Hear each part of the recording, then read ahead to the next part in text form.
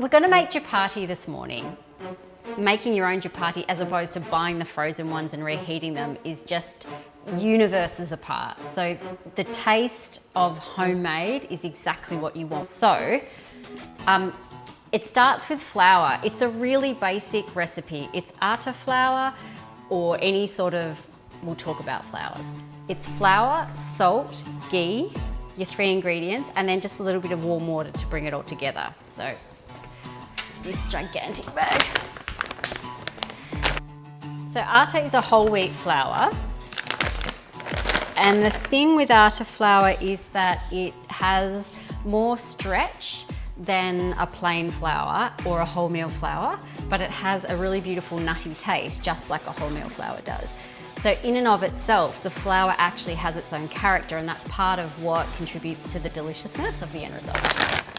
So it is worth noting that there is a difference between Malaysian roti and Indian roti. So Malaysian roti bread is really flaky and buttery, and it has that very thin layered quality, whereas Indian roti bread is very basic. So that's really what I'm making today, and it doesn't take any time at all to prepare, so that's the benefit. So I should probably measure it, shouldn't I, really? Just so that I can give you actual accuracy. So I might do 2 cups. Now I'm using atta flour. So atta flour has a slightly different gluten content to a plain flour, so it has more stretch. If you don't have an atta flour, you can use wholemeal. It will be shorter. Or you can do what I do if I run out of atta and I can't get it. I'll do a mix of wholemeal flour with a like a triple O, like a pasta flour, and then combine those 2 together, 50-50, and what I get then is elasticity plus that nutty character of a wholemeal flour. So there are ways to substitute. There's always ways to substitute. Okay, so salt. Oh, flour in my hair. Salt. I always use a fine salt because I want the salt to go through the flour evenly. And I'm going to use a little bit of pink and white, just because why use one when you can use 2. I do like my chapatti a little bit salty. So you don't have to add salt if you would prefer not to, but I think it is yummier. And then you don't want too much ghee in there. If you don't have ghee, you can use butter or oil. Ghee just has a really rich character and a different sort of a density. It's creamier. So I'm just going to use a teaspoon. The reason is if you use too much fat in the dough, it becomes more difficult to roll out and a little bit wet. And the nice thing about chapatti is when it crisps up on the tava or on your hot plate. Just some warm water. The reason for warm water and not cold water is that cold water tenses the dough, and with chapatti, that's not what you want. You want it to be quite relaxed and oozy and elastic. So warm water means that in the kneading process, it stays nice and relaxed and it comes together in a looser fashion than if the water was cold, the dough would become tight. You're just gonna do a thin stream of hot water, and then you just bring it together gently, a little bit at a time. And this is just so you don't get too much water in there. And also it gives you a feel, like I wish you could feel this. I wish you could get your hand in. The thing about dough is it does require a little bit of feel. And so what I'm working with here is as soon as the dough starts to get tight and tense, I put a little bit more water in there. So I want it to feel like it has some elasticity, but not that it's wet. So that's the sweet spot. If I do it till it's tight, which I will do, just to show you the difference. So this is starting to get a little bit tight. See how it's kind of just starting to get a bit dry, and its movement gets more stiff. So that's not what I want. I want just a fraction more water in there, just a little. And then what you'll see is it loosens up Now this is a little wet, and that's the trick. So I'm gonna pop a bit more flour in there. Okay. So just a little bit more flour until the texture's at the right space. Oh, that's it. Go. That's perfect. And so you can pull that out, and on the bench, you don't want it to stick to your fingers really, but you don't want it to resist too much either. So that's just a really nice consistency. You can put it aside for 30 minutes and let it rest.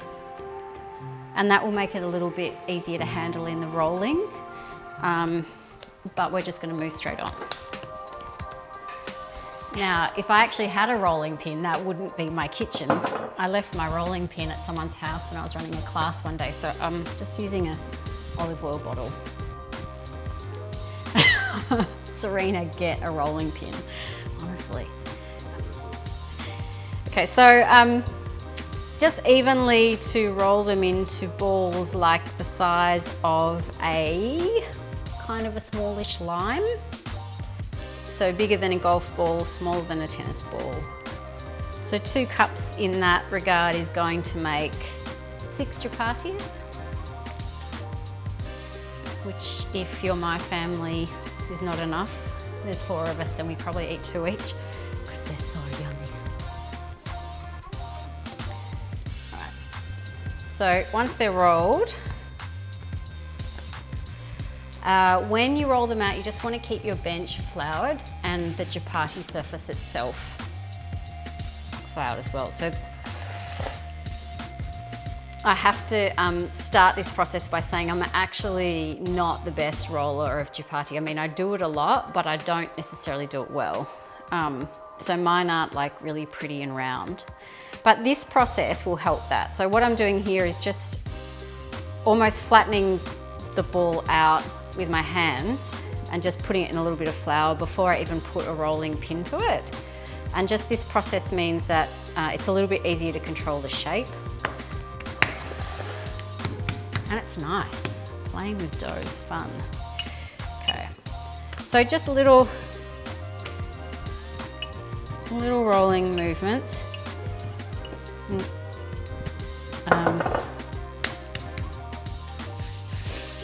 And then when you feel that it's sticking just a fraction, just a little bit of dough, and just brushing it across the surface there.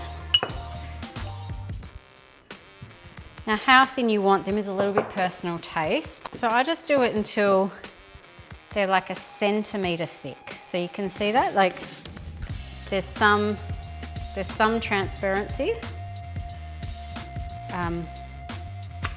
That's broken. They're not super fine. Okay, so that is going to happen 5 more times. The texture of them is really nice.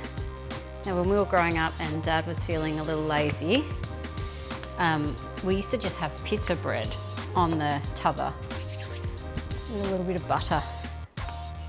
But they don't take that long to make. I mean, this is probably going to be, you know, 20 minutes all up showing you the instruction part of it, but if I'm just doing it with no one watching, from start to finish, I think it's 10 minutes until they're cooked. Wow, that's a really weird shape. In New Delhi when we were kids, we used to have them in the morning for breakfast, but with jam on them. Yum. What you would normally cook these on is a tava, and I'll show you what a tava looks like. A pan that has a curve and gets really hot really quickly. Unfortunately, my house has an induction stovetop and not a gas, so I can't use this, but it does have a teppanyaki plate. So if you have induction and you can't use a curved surface pot, either a pancake griddle, a crepe pan, a teppanyaki plate, anything that's going to conduct a lot of heat.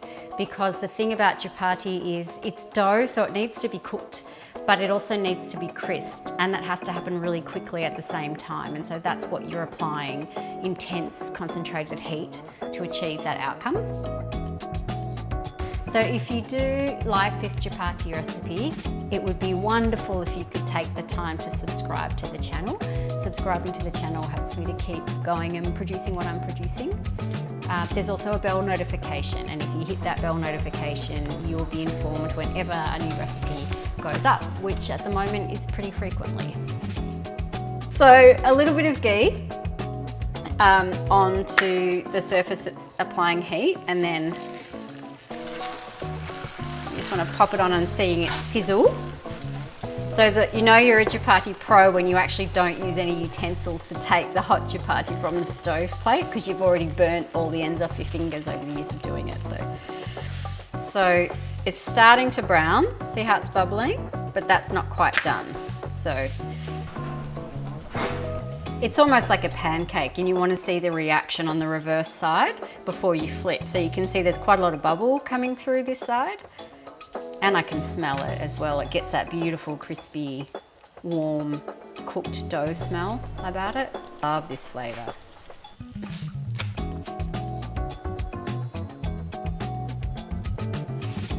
And that's it. And you see, because of the thickness of the chapatti, or I should say because of the thinness, you're getting crisp on the outside and none of the dough on the inside is staying uncooked. So it's cooking through at the same time as crisping up, and that's pretty much perfect. They even start to whistle when they're ready. No. Must be to do with how the holes are forming underneath.